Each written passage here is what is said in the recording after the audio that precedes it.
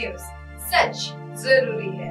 नमस्कार, आप देख रहे हैं MNS न्यूज लाइव। आप सभी का स्वागत है। मैं हूं आपके साथ मर्शी। तो आइए जानते देश और दुनिया की तमाम बड़ी खबरें। प्रियंका गांधी की 10 को निवाई में सभा। इंदिरा रसोई ग्रामीण की लॉन्चिंग प्रियंका से करवाएंगे गहलोत। सियासी मैसेज देने का प्रयास। कांग्रेस महासचिव प्रियंका गांधी 10 सितंबर को टोंक जिले के निवाई में सभा करेगी। कांग्रेस प्रियंका गांधी की सभा की तैयारियों में जुट गई है। प्रियंका गांधी सभा से पहले निवाई के झिलाई गांव के विवेकानंद मॉडल स्कूल में इंदिरा रसोई ग्रामीण की लॉन्चिंग होगी। इस योजना की लॉन्चिंग प्रियंका गांधी से करवाई जाएगी। इसके बाद प्रियंका गांधी सभा को संबोधित करेगी। निवाई की सभा में सीएम अशोक गहलोत, प्रदेश प्रभारी सुखजिंदर सिंह रंधावा, प्रदेशाध्यक्ष गोविंद सिंह डोटासरा सहित कांग्रेस के वरिष्ठ नेता और मंत्री मौजूद रहेंगे। कांग्रेस की प्रियंका गांधी के दौरे की तैयारियां शुरू कर दी गई है। प्रियंका गांधी की सभा में भीड़ जुटाने के लिए टोंक, जयपुर और दौसा के नेताओं को जिम्मेदारी दी गई है।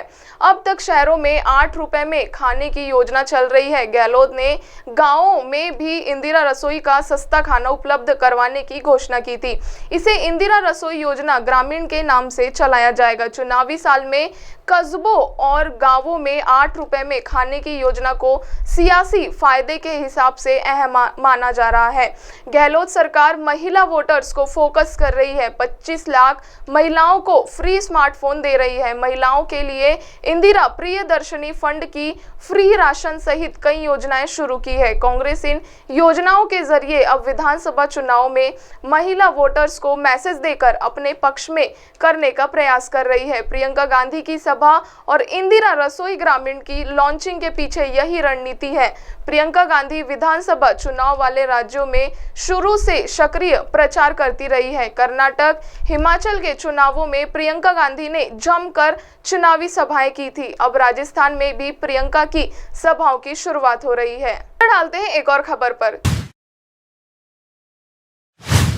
जातिवादी राजनीति के खिलाफ 21 सामाजिक संगठनों ने खोला मोर्चा। राजस्थान की 200 विधानसभा सीटों पर जागरूकता यात्रा निकालेगा जन स्वाभिमान मंच। राजस्थान विधानसभा चुनावों से पहले सामाजिक संगठनों ने राजनीतिक संगठनों के खिलाफ मोर्चा खोल दिया है। प्रदेश के 21 से ज्यादा सामाजिक संगठनों ने मिलकर जन स्वाभिमान मंच का निर्माण किया है। इसका संयोजक राज ऋषि सपतराज महाराज को बनाया गया है। राजस्थान की 200 विधानसभा सीटों पर जागरूकता यात्रा निकालेगा जन स्वाभिमान मंच। राजस्थान विधानसभा चुनाव से पहले सामाजिक संगठनों ने राजनीतिक संगठनों के खिलाफ मोर्चा खोल दिया है। प्रदेश के 21 से ज्यादा सामाजिक संगठनों ने मिलकर जन स्वाभिमान मंच का निर्माण किया। इसका संयोजक राज ऋषि सपतराज महाराज को बनाया गया है, जो जातिवाद, राजनीतिक भ्रष्टाचार और महिला हिंसा के खिलाफ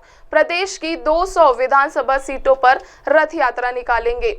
जन स्वाभिमान मंच के संयोजक राज ऋषि समताराम महाराज ने कहा, जन स्वाभिमान मंच का निर्माण जनता के लिए, जनता के द्वारा भयमुक्त राजनीति को विकसित करने के लिए किया गया है, ताकि राजस्थान की राजनीति से गुंडे और अपराधियों को बाहर निकाला जा सके। उन्होंने कहा कि प्रदेश में इन दिन जातिवादी राजनीति हावी हो गई है।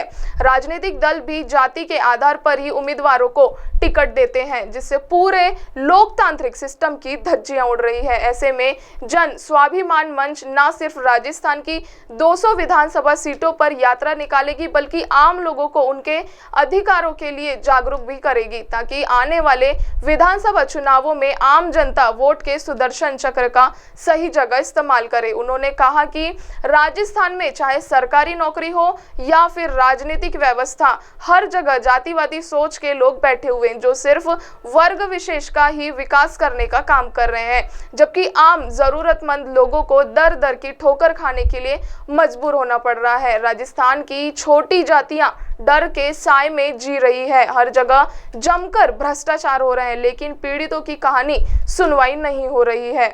इसलिए चुनाव से पहले राजस्थान ने लगातार बढ़ती तानाशाही के खिलाफ सभी सामाजिक संगठनों ने मिलकर संविधान रक्षा यात्रा निकालने का फैसला किया, जो राजस्थान के नवनिर्माण में एक अहम भूमिका निभाएगी, ताकि राजस्थान में लगातार बढ़ती जातिवाद भ्रष्टाचारी व्यवस्था से आम जनता को निजात दिला सके। हालांकि मंच द्वारा विधानसभा चुनाव लड़ने के सवाल को महाराज ने सिरे से खारिज कर दिया है। उन्होंने कहा कि मंच का उद्देश्य चुनाव लड़ना नहीं बल्कि बिगड़ी सामाजिक व्यवस्था को दुरुस्त करना है। तो करते हैं एक और खबर का।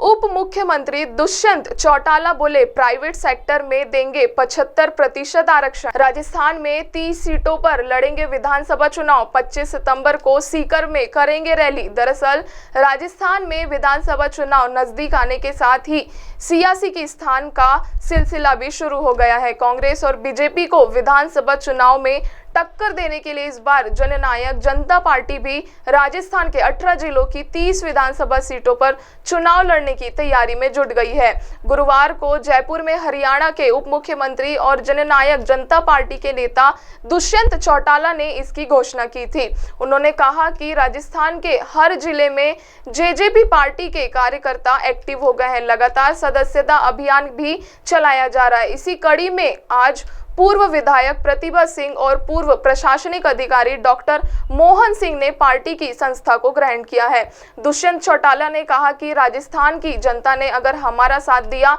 तो हरियाणा की तरह राजस्थान में प्राइवेट सेक्टर में युवाओं को नौकरी में 75% आरक्षण दिया जाएगा, जबकि महिलाओं को पंचायती राज संस्थाओं में 50% हिस्सेदारी मिलेगी। इसके साथ ही किसानों के लिए बेहतर फसल खरीद और भुगतान प्रक्रिया, अच्छी मंडी व्यवस्था, फसल खराबे का उचित मुआवजा देने की सुलभ प्रक्रिया बनाई जाएगी।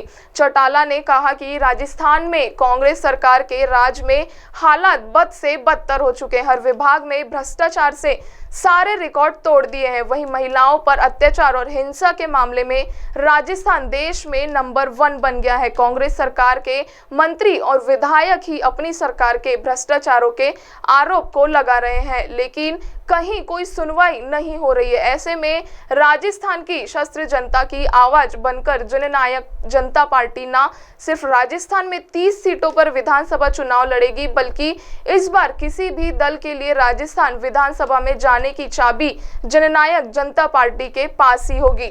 उन्होंने बताया कि जननायक जनता पार्टी द्वारा 25 सितंबर को राजस्थान के सीकर में स्वर्गीय देवीलाल चौधरी की जन्म जयंती पर बड़ी रैली का आयोजन किया गया है, जिसमें राजस्थान के प्रत्येक जिले से बड़ी संख्या में कार्यकर्ता शामिल होंगे, जो विधानसभा चुनाव में पार्टी को 30 सीटों पर मजबूती से जीत दिलाने का काम करेंगे। अब आप हमारे चैनल को आपके मोबाइल पर भी देख सकते हैं। मोबाइल में देखने के लिए प्ले स्टोर से MNS न्यूज टीवी आप डाउनलोड करें। इंस्टा, ट्विटर, फेसबुक और अन्य सोशल मीडिया प्लेटफॉर्म पर हमारा चैनल उपलब्ध है। आप हमारे चैनल को लाइव भी देख सकते हैं www.mnsnewstv.com पर। फिलहाल वक्त हो चुका है एक ब्रेक का। ब्रेक से लौटने के बाद देखेंगे देश और दुनिया की तमाम बड़ी खबरें। नमस्कार।